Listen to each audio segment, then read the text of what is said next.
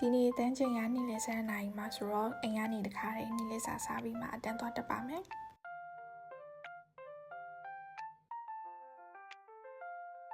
ဒီနေ့ရဲ့ outfit ချက်ပါဒီနေ့ကတော့ရာသီဥတုလည်းနည်းနည်းအေးအောင်လို့အနွေးရလေးထပ်ဝတ်သွားပါမယ်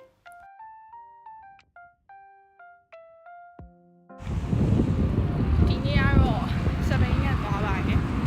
စပိန်ကတော့ကျောင်းမှာထားခဲ့ပြီဆို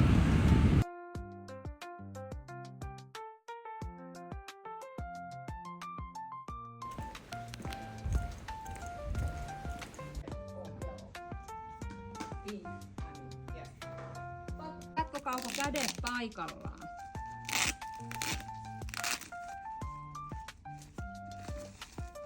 Okei. Jos tässä ei ole paljon virtsaa tai kakkaa, ja samalla lapulla voidaan pestä tästä alueelta. ဒါကတော့ဒီတန်းရဲ့သင်ပေးရဲ့ဆီယာမ2ယောက်ပါ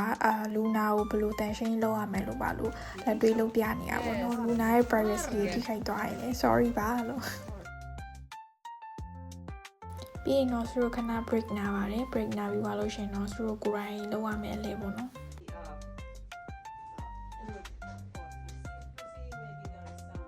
How to use where you are moving them. I'm going to put his head up. Okay.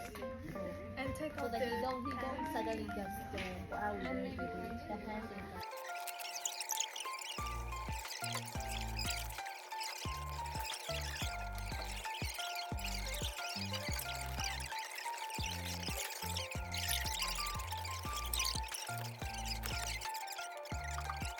အမဆိုတော့အဲ့ရပေါ်မှာခင်းရမယ်ဝတ်စာကိုအပေါ်ထားမယ်အောက်ထားမယ်ဆိုရင်အငင်းပွားနေကြပါတယ်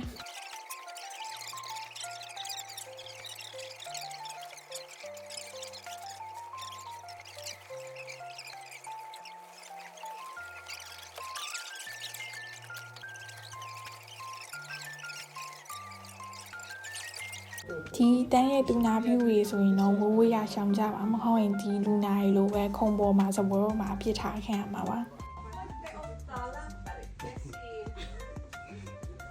ဒီနေ့တန်းကတော့ပြီးသွားပါပြီဆိုတော့ practical လုပ်ပြီးတော့ဆိုဆောင်မွေးတစ်ခုဖြေရပါတယ်ဆောင်မွေးကလည်းအောင်နာကြတာရှိရပေါ့နော်ဆိုတော့အောင်ခဲ့ပါတယ်ကံကောင်းစွာနဲ့စောင်းဆင်းပြီးတော့ဆို game market ခဏဝင်ပါတယ်မုတ်လေးပါလေးဝယ်ချင်လို့ပေါ့နော်ဒါကတော့ဆိုတော့ဒီ overall market တဲ့အယုတ်လေးပါတစ်ခုလေးယူအောင်ရောင်းပါတယ်လမ်းချောက်လဲထွက်ပြီးပြီဝယ်စားရှိရတယ်ဝယ်ပြီးပြီဆိုတော့အိမ်ပြန်ပါရမယ်ဒီနေ့တန်းကညနေ4 နာရီထိဆိုတော့အခုကတော့4 နာရီခွဲလောက်ရှိပြီပေါ့